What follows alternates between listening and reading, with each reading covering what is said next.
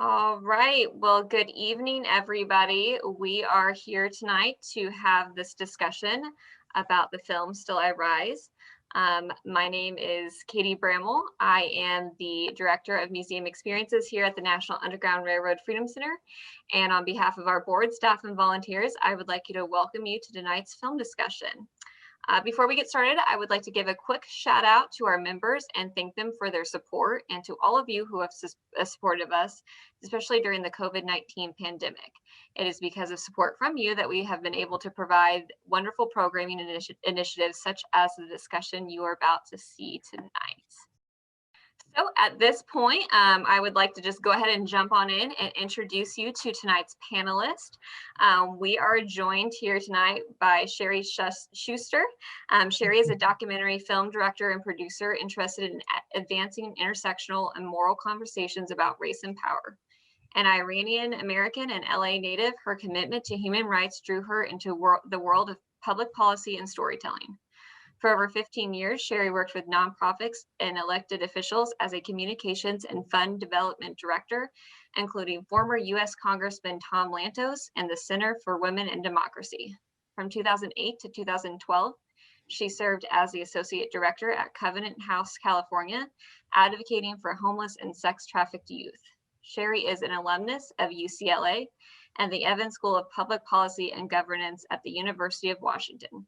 Sheri is thrilled to be in partnership with Holly Joshi on her newest venture, All In for Justice. Joshi, thank you, sorry. I asked her before too. But yes, thank you for being with us here tonight, Sheri.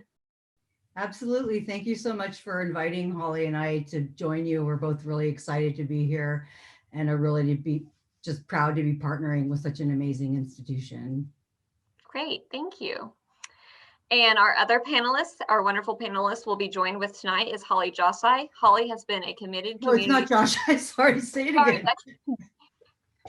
Say it one more time for me, sorry. Holly, why don't you say it? Hi, I'm Holly Joshi. Thank you for having me. Joshi, thank you. So sorry. A committed community servant for 2 decades and leader in the anti-trafficking and gender-based violence movement for over a decade.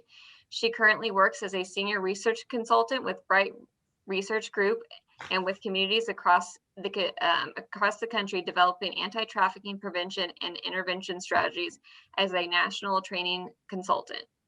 She served as the executive director of MISSEY, which stands for Motivating, Inspiring, Supporting, and Serving Sexually Exploited Youth, a youth-serving nonprofit dedicated to providing direct services and advocacy for survivors of commercial sexual exploitation. In addition, she spent 14 years working in the Oakland Police Department, where she served as a child abuse and human trafficking investigator, undercover vice officer, and as the supervisor of the Child Exploitation and Trafficking Unit. In this capacity, she investigated hundreds of cases involving child abuse, intimate partner violence, and commercial sexual exploitation and trafficking, interviewed hundreds of survivors and perpetrators, and posed in an undercover capacity extensively during her trafficking investigations. Holly is a court-qualified expert in commercial sexual exploitation, sex trafficking, pimping, and pandering.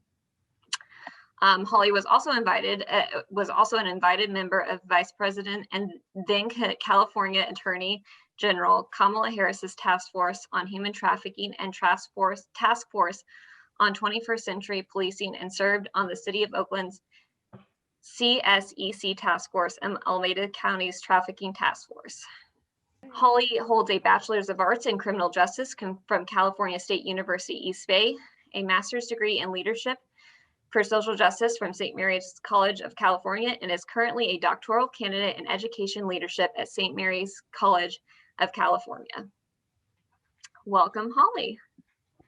Hi, thank you for having me, Katie. I'm really excited for today's conversation. Thank you for everyone who's in attendance, taking time out of your day to be here with us in this important conversation. Yes, and again, thank you guys so much. We're really looking forward to having this conversation. and just to talk a little bit more about this really important film and the work that you guys are doing. Before we jump in though, I'd just like to ask the audience, if you have any questions, please put them in the chat and we'll be sure to get to them at the end of tonight's discussion. All right. Well, if that sounds good with everybody, I'd like to go ahead and start. And the first question I have here is really directed to Sheri. You know, we're here to discuss the documentary film. So can you provide a little bit of background and context as to why you decided to make this film? Sure. The main inspiration for making the film was the 4 years I spent at Covenant House, California in Oakland. And I really got a chance to get to know and connect with and love on a lot of the youth there. And I was also very fortunate to be mentored by some of the most amazing kick-ass social workers you can imagine. You know, Brian Bob, Brad Kelly, Mariam, just like so many people there that really that loved me and taught me and helped me to connect and helped me to understand the deeper systemic issues at play. I think if it hadn't been for the amazing staff at Covenant House, California in Oakland, I don't know that the movie would have been made. And certainly if I hadn't had the opportunity to really understand how racist so many of the systems involved that the youth that I knew were interfacing with had to deal with. Like, if I hadn't had all of those experiences and witnessed what I witnessed, you know, some things you just can't unsee. And so by the time I was done working at Covenant House after 4 years as an associate director, I just thought to myself, these kids are getting fed to the wolves, not just by their families, not just by society, not just by their neighborhoods, but by juvenile justice, by foster care, by mental health systems. All these systems were failing them. And I kept thinking to myself, like, how is it that these kids are getting in more trouble than most kids, right? So they're having more contact with adults because they're getting, you know, some of them were on probation. Some of them were getting expelled from school. Some of them were having mandatory meetings with school counselors. Some of them were dealing with, you know, the foster care system. So how is it that they were dealing with so many more adults, at least in an official capacity, than the average kid, and yet nobody was like seeing their trauma, and nobody was, I mean, not nobody, I can't say nobody, but very few people inside the system that is supposedly set up to protect them, to nurture them, to help set them up for success. Many of those systems were failing miserably. And so I just thought, like, well, one, why isn't anybody talking about the fact that this is so disproportionately impacting Black girls and women and femmes in California? And like, when I did see the media portrayals that existed, you know, they were, you know, whether it was a film or whether it was news coverage of child sex trafficking, most of the portrayals were just dehumanizing, objectifying, sensationalizing, and all the rest. And I thought, none of these portrayals are centering the lived experience and perspectives and needs as defined by survivors of Black girls and women and femmes. And I just thought, somebody has to do that because their voices deserve to be heard. And so that was the inspiration for the film. Thank you. Yeah, I think I have a background in film. My background's in public policy. So like, I had zero background in film. I was just like very tenacious and like confident and was like, you know what, I'm just going to make a film. Because at the time, one of my best friends, Laila Negrete, who's also a producer on Still I Rise, and just an extraordinary, brilliant human being, she had just made a film. And I was like, wait a minute, you have 2 young kids at home, you're doing a PhD in public policy at UC Berkeley, and you just made a film, and that film just won an Emmy Award for Best Investigative Journalist, and it won film festivals all over the world. It was called Presumed Guilty or Presunto Culpable. It was the highest grossing documentary in Mexican history. And so I just thought, man, I'm lazy. I'm not doing any of this. I gotta go out there and do something. Like, if she can do all of this, like, you know, and be raising 2 kids, I was like, there's got to be more that I can do. And so I picked up a camera and I bought a Mac computer and I was like, I'm going to do something. I'm going to do something to really shine a light on the voices and the lived experiences of Black girls and women.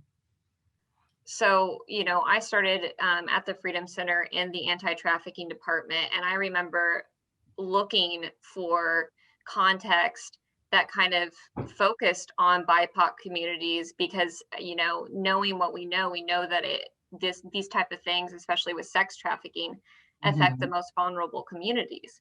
And I remember that's how I found this film. I found you guys starting the work on it at that time.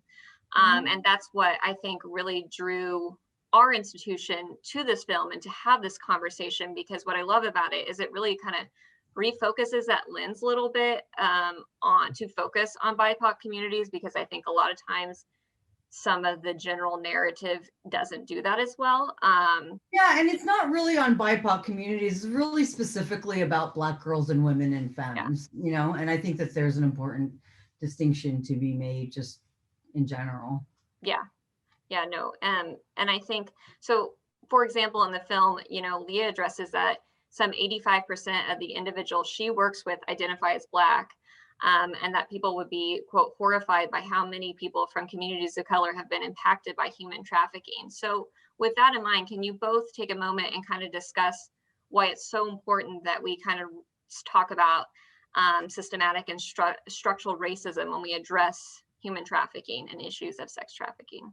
Yeah, Holly, I feel like I've already like talked a lot, so go ahead. Like, I mean, I'm sure we could both chime in on this. Yeah, I can jump in. I think it's a really important question.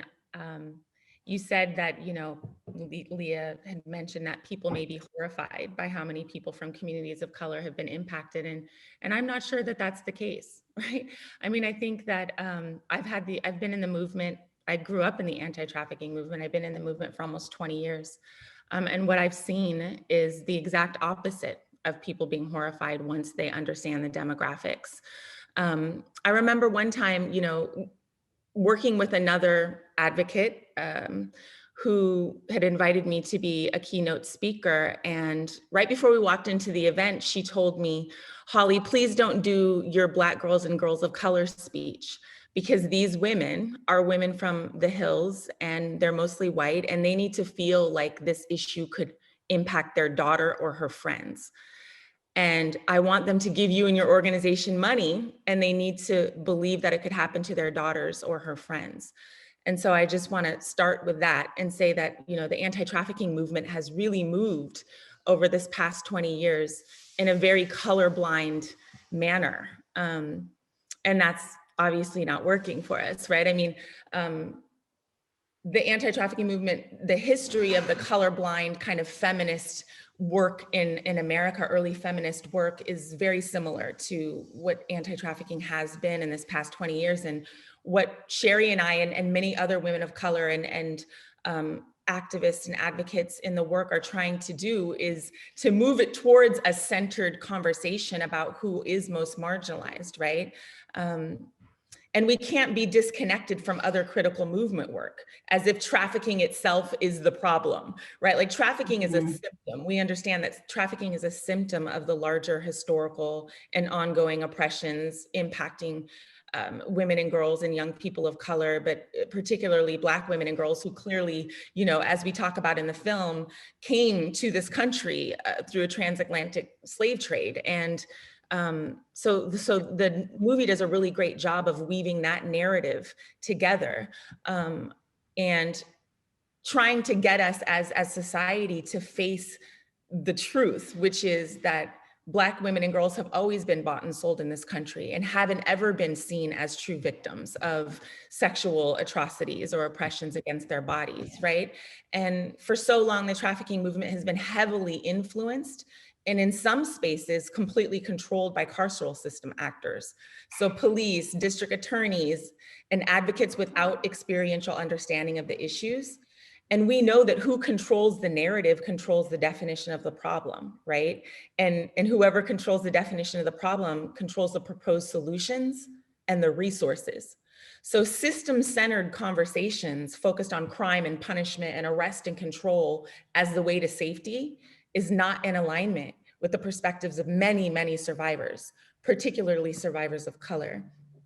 A system-centered conversation is not survivor-centered. And so we often hear, community-based organizations and social service providers talking about programs being survivor-centered, but really there's a critical need, particularly now in this current conversation about reimagining public safety and reimagining community health, to center survivors in those larger conversations about what true community health and safety and justice looks like. So we are, really wanting to do our work in partnership with other advocates, organizers, academics, co-conspirators, committed to connecting this work, this anti-trafficking work, with the overall movement for Black lives, because at its core, it's a human rights issue, right? It's a denial of Black girls' full humanity. We're talking about children. The average age of entry is 12 to 14 years old. And so as Audre Lorde told us, as Dr. Crenshaw has taught us, is, there's no thing as a single issue person.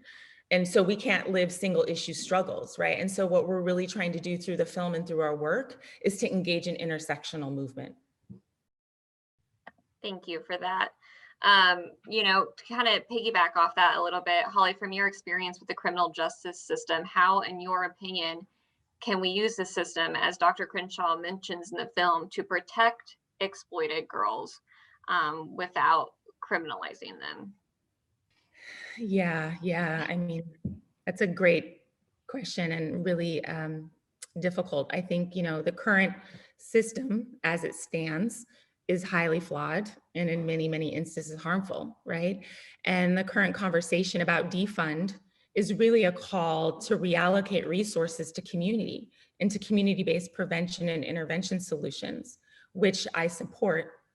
I also recognize that it's complex and that even calls and plans to reduce police budgets by 50% still leave us with the other 50%, right? Which means that we're gonna have to do reimagining and reform work at the same time. And so the reform work, it must focus on policy and practice, yes, but at the highest level, systems are made up of people, and interrupting the mental models and worldviews of system actors is one of the highest forms of systems change. So when it comes to trafficking, that means that the system has to recognize Black women and girls as vulnerable, as capable of being victimized. Systems have racialized responses to victimization all the time. I mean, we see often and currently all over the news that systems have racialized responses to calls for service and racialized responses to people being accused of crimes. But systems also have racialized responses to victimization. And what I've seen most often in the anti-trafficking movement is the adultification of Black girls. That's a foundational issue to the anti-trafficking movement. I'll lean into the research and report by Georgetown Center on Poverty and Inequality. They discuss the erasure of Black girlhood in America. They gather data, showing how US adults view Black girls. And what we all know, what Black girls know from our experiential understanding growing up in this country is what the data showed. And that is that Americans perceive Black girls as early as age 5 to be less innocent and more adult-like than their white peers. They believe that Black girls need less nurturing, less protection, less supports, less comfort. They believe that Black girls are more independent and know more about adult topics, and specifically more about sex than their white peers. So the implications are significant, particularly when we're talking about trafficking, right? And I've seen this play out in real world, day-to-day scenarios and system interactions and responses to Black girls consistently over the years of doing the work. It comes out in discrepancies and decisions about what's going on, deciding who's being cooperative or not, who's in need of protection, which often dictates a carceral system response. And those are all racialized. And so I'll stop there, but I think that any attempt to create a system that is not harmful to trafficked survivors has to center this racial reckoning and this very real issue of racialized response to victimhood. Sheri, this film puts in, again, this great content with the Women's March, and you pull from, you know, protests circling around the Me Too movement and so other social justice protests with a specific and intentional emphasis on the Black Lives Matter movement. You know, I think the answer to this question really has already happened, but I mean, why do you feel like it was so important to kind of refocus and devote so much of the film to this conversation and to include those footages and that conversation? I mean, if you've seen the film, like, how could I not put Patrisse Cullors and Tamika Mallory and Tarana Burke and, you know, Angela Davis and Kimberly Crenshaw and Janelle Monáe and Alicia Keys and Gabrielle Union and Jada Pinkett Smith and all the women that are in the film because they've been in the movement work. They've been fighting for racial and gender justice for years, if not decades, if not multiple decades. And so I just felt like the film wouldn't be complete if we weren't also connecting all of the dots and really paying homage to folks like Patrisse Cullors and like Professor Kimberly Crenshaw. And yeah, I mean, have you seen Tamika Mallory? Like, she's just amazing. She's, you know, I mean, she's incredible. Like, all of these women, like, were just so inspirational to me, you know, Tarana Burke, like, yeah, I mean, Alicia Keys, I mean, all of these women are just outstanding. And I really felt like I owed a debt of gratitude to them and all of the other, you know, Black feminists that have influenced my thinking, including, you know, Bell Hooks, including Nikki Jones, including Holly, including Leah, you know, including Keeanga-Yamahtta Taylor, including Abraham Kendi, including Ta-Nehisi Coates. I mean, there's so much brilliance out there today. It's just kind of, I just felt like I would be remiss if I wasn't highlighting like the entire squad, you know. And on that note, if you haven't already read it, Nikki Jones was also one of the advisors to our film. And so, yeah, we're grateful to all the people's, you know, all the folks' shoulders that we're standing on top of, and there are many. Yeah, and I think we're getting a couple of questions about this, and I want to, yeah, I'll mention this at the end too, but if you haven't seen the film, obviously definitely encourage you to watch it because it's so powerful in its entirety, and it's available on stillirisethefilm.com. So, you know, that's available to watch at any time. So please incorporate that into your weekend or your plans in the future. This next question, I really want you guys to, you know, talk a little bit more about, you know, you're obviously incredibly passionate for this work. Can you tell us about the moment each of you had the realization that you wanted to dedicate your life to this mission and to sharing these experiences and these stories? I mean, you know, once I realized that the vast majority of young women were Black women and girls and femmes, including LGBTQ and gender nonconforming youth of color. I mean, once I realized that these were the majority of young people that were being exploited and raped and sold, and that by contrast, the majority of sex buyers, the majority of exploiters are white men. And so that means these are your colleagues, these are your neighbors, these are your doctors, these are your lawyers, these are your professors, these are your clergymen, these are your rabbis, these are your politicians for sure. And, you know, 16% of men in the United States have paid for sex. And that's a stat according to Demand Abolition. And, you know, most, like 85% of men on the internet who are buying sex are white men.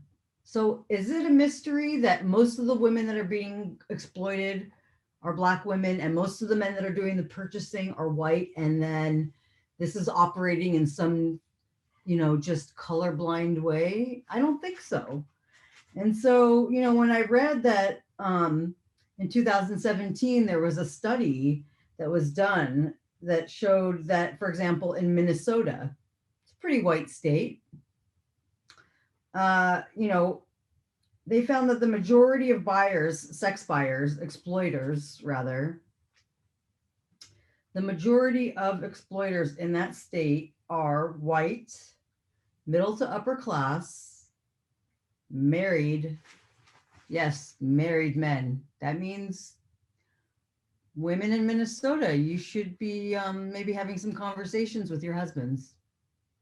Just saying.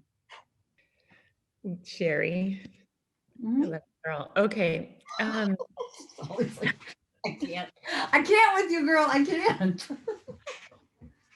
Yeah, Katie, as I was saying earlier, my history, it's been a long time, right? I've been involved in the anti-trafficking work for almost 20 years and I've had longevity in the work by just really kind of switching my position in it. You know how burnout happens and when you're working in such a traumatic field. So I've done investigations, I've done policy work, I've done direct services. But to your earlier point about how we decided that this was going to be kind of our life's work is I was working as an undercover officer in Oakland during an undercover investigation.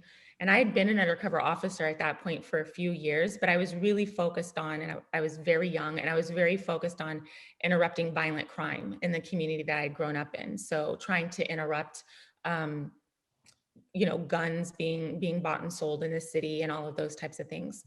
So this day I wasn't even scheduled to work on an undercover, quote unquote prostitution detail, as that's what we were calling it way back then. But I was walking through the hallway and this sergeant stopped me and was like, hey, you've been to the undercover school and we need an undercover female to work tonight.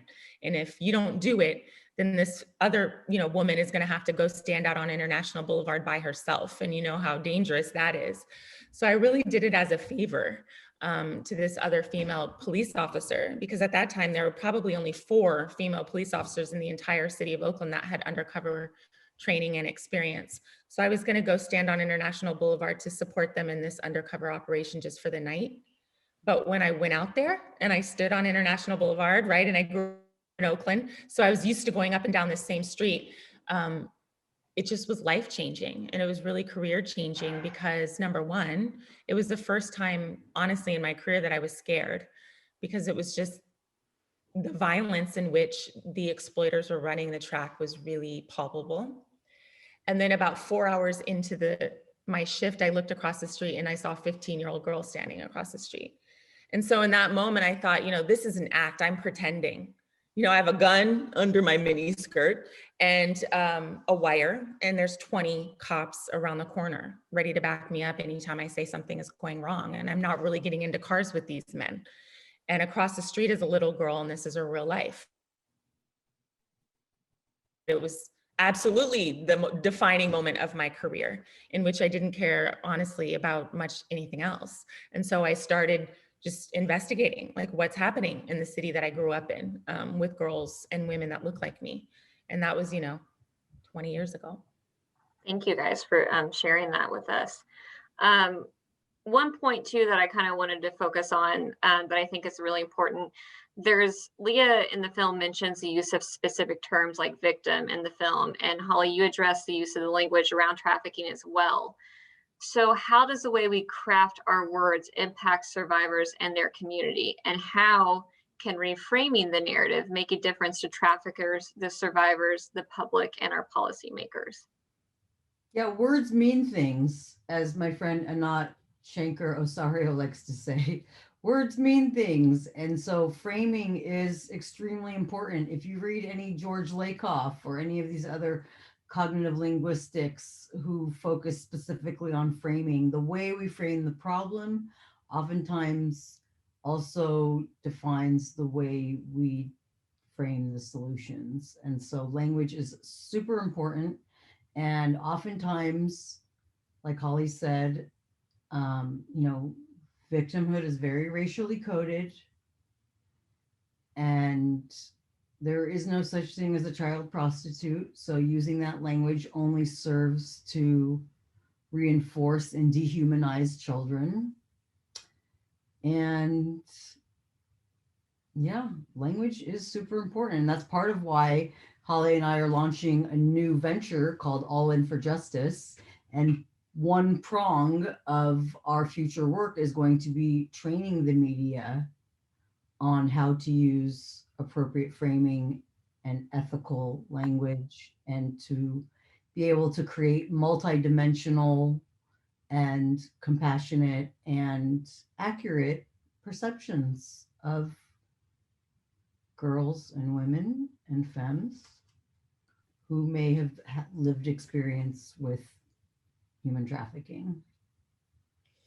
Thanks, Sheri. The only thing I would add to that is that making the film, you know, has really given me a new appreciation of art and storytelling as critical to social change efforts. Like, I'd been doing the work already for 15 years before I engaged in the filmmaking part, right? And at the time that I came in contact with Sheri in the film, I thought I'd given up on the media or the cameras as a medium to communicate about trafficking, because they were really wanting to focus on this salacious aspect of the story. You know, they were wanting to see a police arrest. They were wanting to see a Black or brown man in handcuffs. They weren't wanting to really talk about root causes and solutions. And so, you know, to Sheri's point, I think that there's a reason why, when we look back in history, every social, political, you know, racial justice movement has included art and narrative. And it's not just because art's pretty or it makes us feel a kind of way. It's because it's specifically consciousness raising work, and narrative work is political, right? Because politics is largely a fight over ideology. And so, as Mhm. we said, it's like, who gets to influence the way we think about and understand what is happening in the world, to who and why Mhm. definitely influences what the solutions are. And then the only other thing I would say is that language and narrative change work is critical for healing, for survivors, and for marginalized people, because it's a question of internalized oppression and what stories we believe about ourselves and our people, right? I mean, Du Bois talked about this a long time ago. It's like double consciousness and seeing ourselves through the eyes of the oppressor. You know, James Baldwin said that the most insidious form of racism is believing what they say about you. And so Mhm. internal narrative is a huge challenge in the work with trafficked girls. There's society's narrative, there's the exploiter's narrative about who they are, and, you know, the systems narrative, powerful people in powerful systems, child welfare, social services, schools, churches. There's healing power in political education and narrative change work, because when we take the conversation from a micro level, and what I mean by a micro level is victim blaming. You made bad choices, or blaming the victim's family. Your family is dysfunctional, and that's why you ended up in this situation. When we take it to a macro level and we talk about society has set up entire groups of people to be victimized, then we see our circumstances anew. And so, in relation to working with survivors, when we provide the space and support to begin to interrogate what we've heard about our situation, about our bad choices, about our bad families as the reason for our exploitation and oppression, then we begin to see that it's all a setup, right? That we weren't meant to thrive.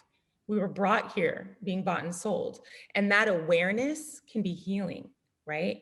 That awareness turns into activism. And that activism and political movement for people of color is healing. And so, Absolutely.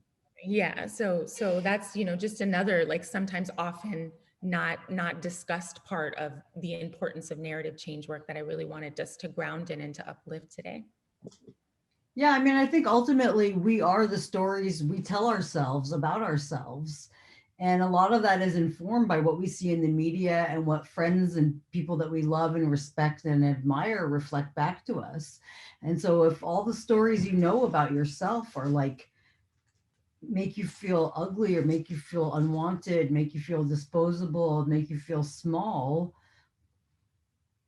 I mean, that's a big part of the reason why I made the film, and not just why I made it, but why I made it the way I made it, because I wanted to be able to hold up a loving, beautiful, compassionate, like soulful, humanizing, empowering lens to the women involved in the film. And that, you know, and I hope I was able to do that for both Leah and for Holly and for Professor Crenshaw and for all the other, you know, all the other women that were in the film because of their activism, because of their, you know, amazing work in anti-racist and gender-based violence work. Yeah, absolutely. Since you mentioned it, do you guys want to talk a little bit about this All In for Justice initiative that you guys are launching, or can you share any more details about that? Yeah, absolutely. You know, I think Holly and I are both like well aware that this past couple of years has brought us to a unique time in history and some unique opportunities. And, you know, we see a lot of the equity movements, including the movement for Black Lives and the anti-trafficking movement and Me Too and Say Her Name. We see all of these things starting to really intersect and overlap, and for movement work to start to be like very, I guess, maybe just intersectional, and also like with that comes an increased political will, and I think just a heightened sense of public consciousness about how much fuckery has happened in this country because of racism. And so All In for Justice is our vision, it's our work really to respond to the times. You know, Nina Simone said, I think, something to the extent of like, how can you be an artist and not reflect the times? And so that's really what we're trying to do, is reflect the times that we're already in and continue to build and strengthen our partnerships, like with the media, with organizations like Freedom Center, with the African American Policy Center, with Intersectionality Matters, which is a podcast that we're going to be on in the next coming weeks, thanks to Kim Crenshaw and the amazing staff at the African American Policy Forum. And so we want to continue to facilitate, you know, community and educational screenings, and really use Still I Rise as a launching point for more conversations, for more narrative change, for more consciousness lifting, for policy change, you know, for legislative change, and also very importantly to really educate the media. I mean, Holly and I have both been on, you know, various like interviews with the radio and news and this and that, and it's just obnoxious how many times I've had to bite my tongue because of the way that journalists have framed the issue. It's just, I've had to just sometimes just walk off set and think to myself, do people hear themselves when they talk? Like, do people hear themselves when they say things? Because yeah, I've just had to, and this is as an Iranian American Jewish woman who is not Black and still is listening to other people talk to me about Black women and girls in such a dehumanizing and desensitized way. It's just, I mean, it's sad. It's really sad. It's sad, and it's enraging, and it's many things, you know. And so the work that Holly and I want to continue to do at All In for Justice, which you can actually go to on our website, stillirisethefilm.com, all one word, Still I Rise. And there is now a tab that says All In for Justice. So you can look at All In for Justice and see the type of work we're doing, see what our mission is, and also to be in contact for those of you who are interested in collaboration and partnership with Holly and I, because we're just launching this now, and you know, we need the support and the love of our community, and we need funding from our community, and we need support from foundations, and we need support from individual donors, and we need support from, you know, giving circles and all the rest. So, you know, if you are somebody out there in the audience tonight who's watching this and is interested in connecting with Holly and I, you know, please, we really welcome, like, We welcome local partnerships, we welcome national partnerships, and we welcome global partnerships. So for sure, you know, like the work we're going to be doing at All In for Justice, you know, we believe that dismantling systemic racism is anti-trafficking work. And so that includes efforts to really support and center Black girls and women's and femmes education, increased safety for Black girls in schools in particular, enhanced access to reproductive health, justice and equity campaigns like Say Her Name, Me Too, and We As Ourselves. And, you know, really just centering the lived experiences and voices of Black women, girls, and femmes, and really making sure that they're centered in all conversations and discussions of police violence and uplifting Black women and girls in media culture as content creators, as performers, as producers and directors and all the rest. And so that is our vision for All In for Justice. And like I said, we need to partner and collaborate with, you know, all the people and all the institutions and all the funders and all the foundations that believe in this work and that really want to put their money where their mouth is. I'm sorry, no, I don't have anything to add. One question I did want to ask is this documentary focused mainly on Oakland and the San Francisco Bay Area, but can you talk to us about the similarities and differences in local, state, national, and international policies and practices, or even maybe how we should be thinking about? Obviously, as you said, you know, white supremacy is rooted into it, so that's a good, you know, piece to incorporate. And I say this to say, I'll just mention too, you know, Ohio is 5th in the nation for human trafficking. So, you know, we're at Cincinnati, you know, our region's kind of in the thick of it in the Midwest here too. So this is definitely something that is of a regional interest to combat. Yeah, you know, Holly's an expert on this. She's trained law enforcement and police departments and the DOJ and the military and folks all over the country. And so I think, Holly, you'd probably be best equipped to answer this because this is really like part of your, you know, part of the many expertise that you have. Yeah, I mean, I'm going to try to answer it, you know, quickly and concisely, just because I think it's a really, you know, it could be a whole conversation on its own. And yeah, I've been all over the country training law enforcement and social services. One of the things I think is most important for us to know is, as you mentioned, Katie, you know, Ohio is, you know, in the top 5, California is, you know, always number 1 or number 2, Texas, the San Francisco Bay Area region, Los Angeles, all of these places that are identified as, you know, high in trafficking activity. But one of the things that I've seen, and going all across the country, tiny towns in New Mexico that took me 5 hours to drive to from the airport, you know, to small places in Iowa and Mississippi and Louisiana, and literally just kind of all 4 corners of the country, is that trafficking is a national problem. And I think what ends up happening is that once a city has a cadre of advocates and experts and people willing to call out the problem and to advocate for some type of accountability resource to go towards the issue, then we start counting. You know, we start counting victims and survivors, and we start saying this is what's happening. But every place that I've been into in this country has a very severe and significant issue with sex trafficking of our kids. And so I think like that's the most important point around, you know, what are the differences and similarities? For the most part, our public policies are very similar. Our public policies have historically focused on criminalizing and arresting women and girls engaged in selling sex. The vast majority of our towns and cities have very, very small numbers of arrests or interventions when it comes to sex buyers, as Sheri was mentioning earlier, and very high numbers of arrests of women selling sex.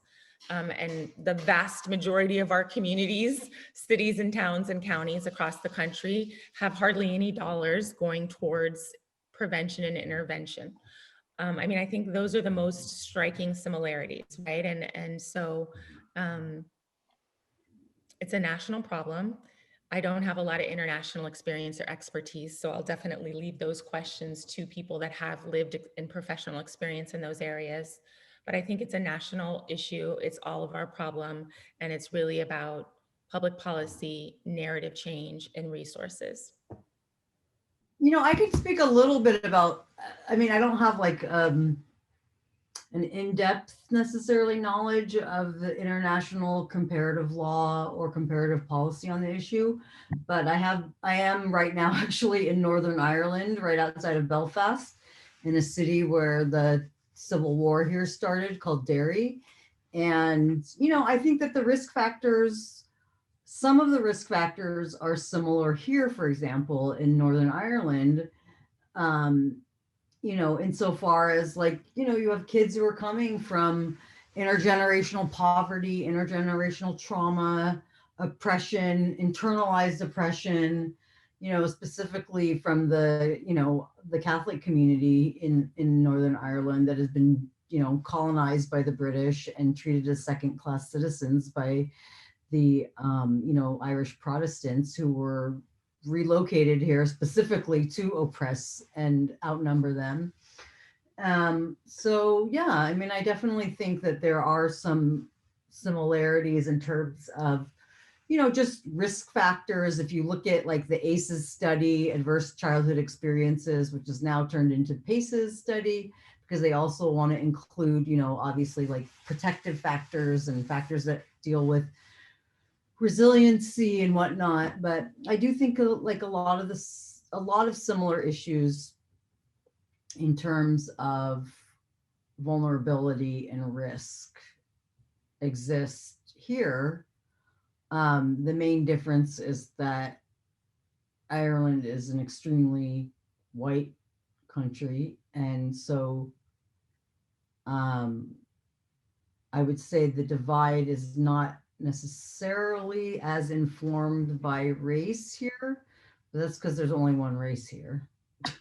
So instead, it's really informed by like, the historical legacy of the Troubles here and the Civil War and the colonial influence of the English. Great, thank you guys for sharing that. I guess the last question I kind of want to ask before we go to audience questions, to those watching and when we post this, what, from both of your, perspective, what can we do to try to address some of these problems, to raise awareness, to talk about these issues? What do you recommend people do when they leave this program today to help raise awareness of sex trafficking in the United States and the issues that are discussed in this film? Well, I guess I could just like, we've got a little bit of a reading list read. And then here's Nikki Jones' book that you can also read. And she's a fabulous woman, and she's an incredible academic and just won like a National Criminology Award for her work. And she's also an advisor to the film and professor at UC Berkeley. There you go. And if you haven't already read this is also an old lady good, but a goodie. I put this under my pillow the night that Trump got elected. I thought maybe if I woke up in the morning, if I had this under my pillow, that things would change, but they didn't. So anyway, and then of course, James Baldwin. And if you go to our website, there's like a whole section called Impact, and it's got tons of research and reports and articles and resources and places that you can donate, including the African American Policy Forum and MISSY and the Ella Baker Center for Human Rights in Oakland. And it's got lots of resources that you can look at and that you can consider, like, because I do really feel like everybody has a role to play and people need to decide for themselves like how they're going to step up to the plate. Yeah, I agree. Options. Yeah, I would just add, just specifically that prevention work is hugely important. We've been on this, trajectory of doing intervention and crisis response work, which is really important, but we need prevention work, right? We have to believe that it's worth it. We have to believe it's our job to provide supports and education and love and funding and resources for prevention. So convincing funders that Black girls are worth prevention, it's always a challenge. It's hugely important work. And then of course, interventions, crisis response services that are personalized, that are human-centered and culturally competent, you know, not over for any of the service providers that are on, not over programming girls, like a safe space to just be. Sometimes the programming requirements can be too much. You know what I mean? We don't require, I know I don't require all of these things that sometimes programming requires for my own kids.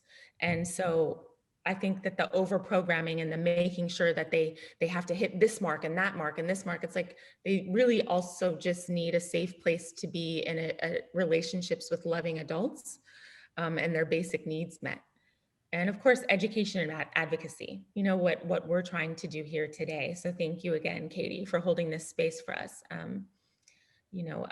Any adults that are in this work have to be ready to be ironclad, right? And build strong relationships with survivors, but also be ready to go up against systems and work as a bridge and take the brunt of the impacts of the system at the same time that you're trying to transform it and hold systems accountable, right? I mean, it's like, I know that oftentimes systems are funding us. So it's like fortifying ourselves and being stronger, working together in coalition instead of competition, because trying to transform systems is really difficult, challenging work. And I know that there's folks on here that are already in the work, or that are already touching survivors, or already doing prevention work. And so shout out to all of you all.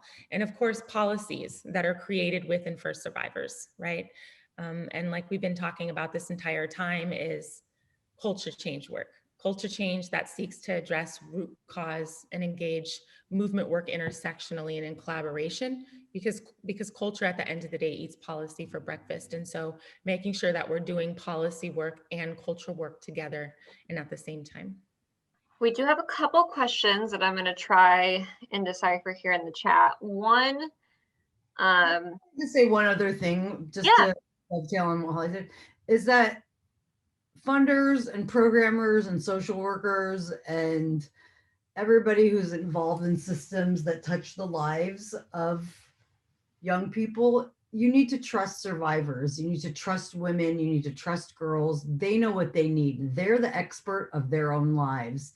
And they're also, not to say that there can't be like feedback and guidance and insight and all that other stuff, but ultimately, like, just like you're the expert of your own life and what you need and what's healing to you and what's preferential to you and what's sacred to you, like survivors need to also have the space to define for themselves what is sacred, what does healing look like, how do we define safety, need to be involved, and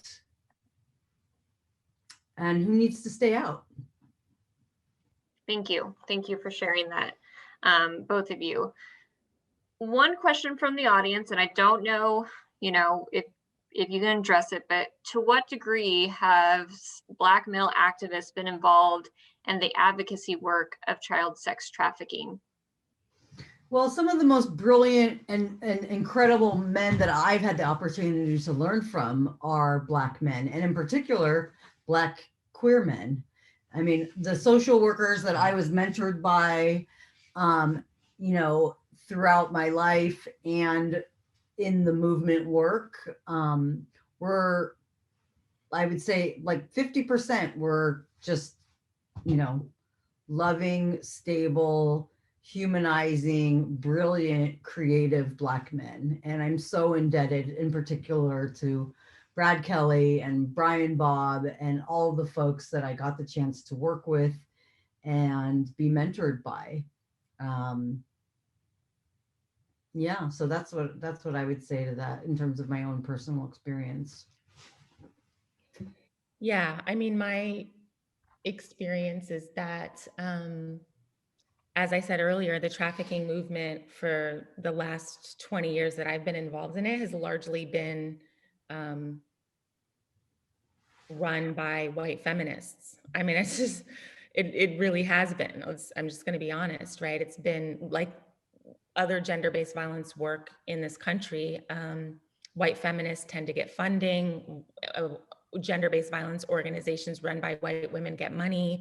And so the trafficking movement has been largely influenced by white feminists. And so it's a great question. And I think that we need to just uplift survivor voice and marginalized community voice in the movement in general.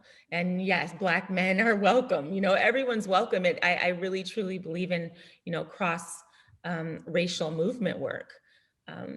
But I think like the exclusionary kind of feminism that has happened in the gender-based violence movement over the years is really harmful, and it doesn't lead to solutions that actually keep people safe. So, yeah.